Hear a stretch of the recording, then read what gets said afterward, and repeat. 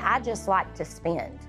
At the last point, I had 17 credit cards. A lot of them were department stores, jewelry stores, or American Express, Visa, those kind. Any kind of debt stressed me out.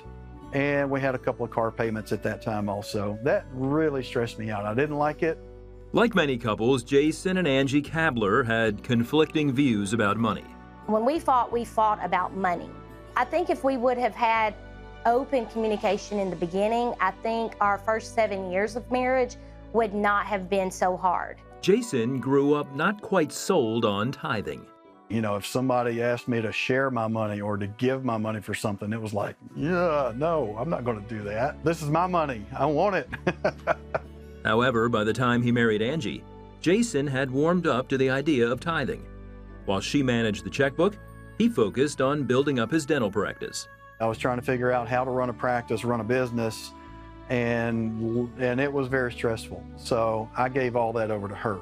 But when it came down to it, it wasn't her natural inclination to want to deal with that. The stress of handling their bills finally got to Angie. He started just questioning me, and I got very offensive, like, why are you questioning what I'm doing? So much to the point that one night I threw the checkbook at him, and I told him, you will take care of it. I will no longer pay the bills. At that point, he took the lead. He became more of the head of our household. Jason then began paying the bills. He also suggested the couple enroll in a financial strategy program through their church. The first few sessions that she went to, she basically sat there with her arms crossed and doing this number.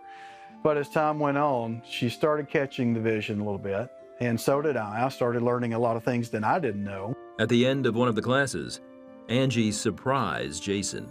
The coordinator would always, at the end of the night, he would say, is there anybody that wants to cut up their credit cards tonight? Angie stood up and started digging through her billfold, took out all of those credit cards, I believe it was 17, and cut every last one of them up. And I had no idea this was going to happen. The Kablers also took marriage counseling to help them communicate better about money.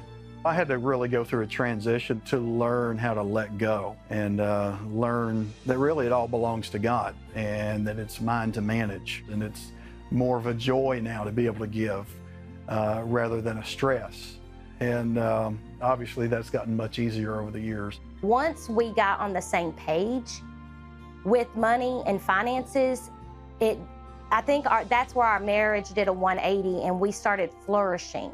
Today, the Kablers have no credit cards and no debt other than their mortgage. Jason's practice has grown as well, and he even writes a weekly blog about finances. A blessed 90% is always greater than an unblessed 100%. It's not the kind of math we learned in school, but when you exercise that faith, He will bless that 10% and multiply it. Be obedient with your finances and tithing and trust God. If I could encourage someone to just step out on faith and do it, try it for 90 days. Go ahead and give that 10% and trust God and watch the miracles that will take place.